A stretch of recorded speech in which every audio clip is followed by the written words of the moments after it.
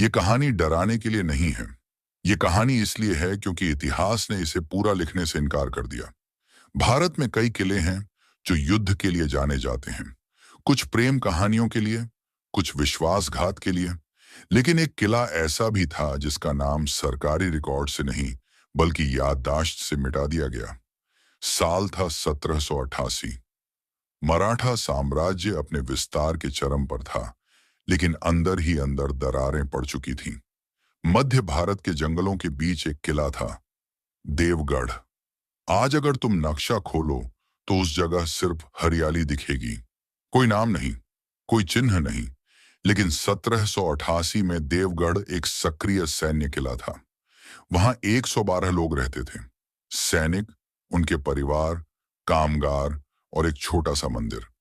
किले की जिम्मेदारी थी सरदार हरिराव मोहिते के पास। अनुभवी, शांत, कम बोलने वाला आदमी। इतिहास में उसका नाम सिर्फ एक बार लिखा गया, उसके आखिरी आदेश में। देवगढ़ का एक नियम था जो कभी लिखा नहीं गया। सूरज ढलने के बाद कोई भी व्यक्ति किले के दक्षिणी हिस्से में नहीं जाएगा। न सैनिक, न अधिकारी, न पुजारी। क्यों? ये किसी को नहीं बताया गया। जो नया आता वो नियम मान लेता, क्योंकि सवाल पूछने वालों की ड्यूटी ज्यादा दिन नहीं लगती थी।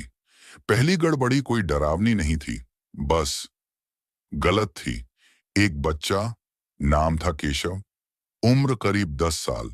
वो सैनिकों के साथ खेलते खेलते शाम को दक्षिणी हिस्से के पास चला गया। सूरज डूब चुका था। जब उसकी मां ने आवाज दी तो जवाब नहीं आया। सैनिक खोजने निकले। दक्षिणी दरवाजा अंदर से खुला था। केशव मंदिर के सामने बैठा था, सही सलामत, लेकिन वो बोल नहीं रहा था। जब उससे पूछा गया, अंदर क्यों गया, उसने सिर्फ इतना कहा, वहां पहले से लोग थे।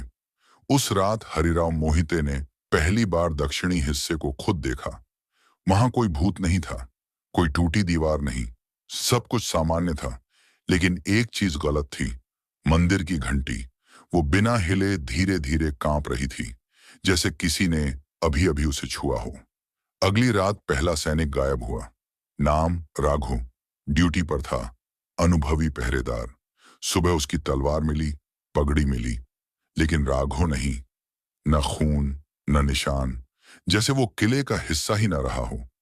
तीसरी रात दक्षिणी हिस्से से कदमों की आवाज आई, लेकिन पहरा देने वाले सैनिक गिनती में पूरे थे। कोई बाहर नहीं गया था। आवाजें किले के अंदर से थीं, जैसे लोग चल रहे हों, लेकिन किसी को दिखाई नहीं दे रहे हों। हरिराव मोहिते ने दरबार को पत्र लिखा। उस पत्र की आखिरी पंक्ति आज भी मौजूद है, देवगढ़ में दुश्मन नहीं है, लेकिन यहां कुछ है जो हमारे रहने से सहमत नहीं। उसके बाद गायब होने का सिलसिला तेज हो गया। कभी एक सैनिक, कभी दो, कभी कोई रात की ड्यूटी पर, कभी दिन में। हमेशा एक बात समान थी, आखिरी बार उन्हें दक्षिणी हिस्से की ओर जाते देखा गया था। 1 महीने के अंदर 112 लोगों में से सिर्फ 37 बचे। कोई लड़ाई नहीं हुई थी, कोई हमला नहीं, फिर भी देवगढ़ खाली हो रहा था। आखिरी रात हरिराव मोहिते खुद दक्षिणी हिस्से में गए। उन्होंने किसी को नहीं बताया। सुबह देवगढ़ का मुख्य द्वार खुला मिला। अंदर आग जली हुई थी, भोजन बना हुआ था, लेकिन एक भी इंसान नहीं। मराठा दरबार ने देवगढ़ को हमेशा के लिए बंद करने का आदेश दिया। नाम हटाया गया, रास्ते बदले गए और इतिहास में लिखा गया, किला परित्यक्त। लेकिन सच ये है, देवगढ़ कभी छोड़ा नहीं गया, वो बस खाली कर दिया गया।